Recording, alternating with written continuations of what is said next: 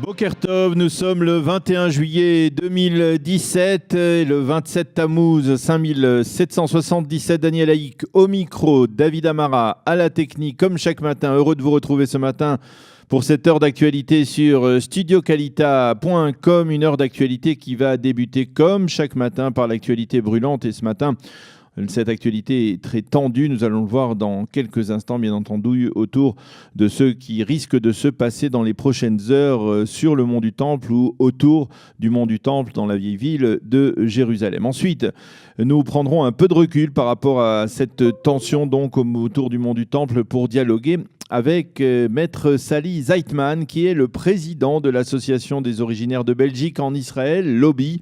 Et ce, parce que ce 21 juillet, c'est la fête nationale belge. Et l'on souhaite une bonne fête à tous les Olim de Belgique. Et que nous avons voulu, à cette occasion, faire honneur à nos amis Olim de Belgique, qui sont, il faut le souligner, partie prenante dans Calita et qui sont associés à chacune des activités de l'association. Donc nous en parlerons. Nous parlerons de l'Aliyah de Belgique et de l'intégration des Olim de Belgique en Israël avec Maître Sally Zeitman, tout de suite donc après les titres de l'actualité de ce matin. Ensuite, vers 8h30, ce sera la chronique quotidienne d'Eliane Agurfinkel, Un jour notre histoire, qui est consacrée ce matin à Emma Lazarus. Vous saurez qui est Emma Lazarus dans moins d'une demi-heure. Vers 8h35, je vous retrouverai pour la revue de la presse et des médias israéliens. Et puis vers 8h45, 8h50 plus ou moins, nous serons en ligne avec le Rav Gabriel El-Koubi, qui est Rav à la Yeshiva d'Echal Eliyahu à Kochav Yaakov, pour nous dire un mot et même un peu plus sur la paracha de la semaine,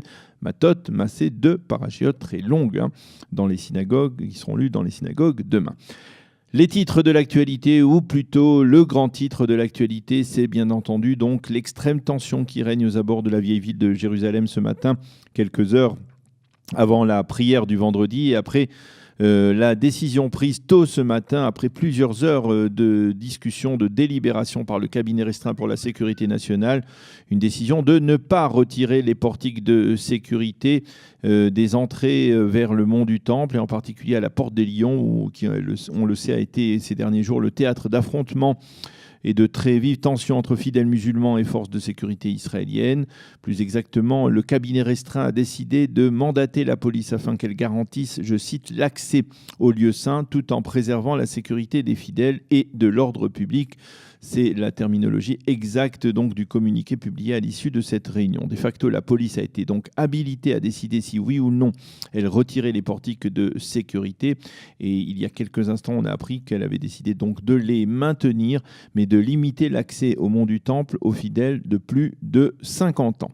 La présidence du Conseil à Jérusalem a fait savoir à l'issue de cette réunion qu'Israël restait engagé à maintenir le statu quo sur le mont du Temple, tout en conservant, je cite encore, des paramètres de sécurité. Quant à l'état-major de la police, il a instauré un état d'alerte maximal sur le mont du Temple et dans la vieille ville de Jérusalem, ainsi que dans les environs. En effet, si les Palestiniens devaient répondre aux appels communs du Fatah et du Hamas à l'occasion de cette journée de la colère, des dizaines de milliers d'entre eux pourraient déferler vers le midi dans la vieille ville de Jérusalem, vers les entrées du mont du Temple, en particulier à la porte des Lions.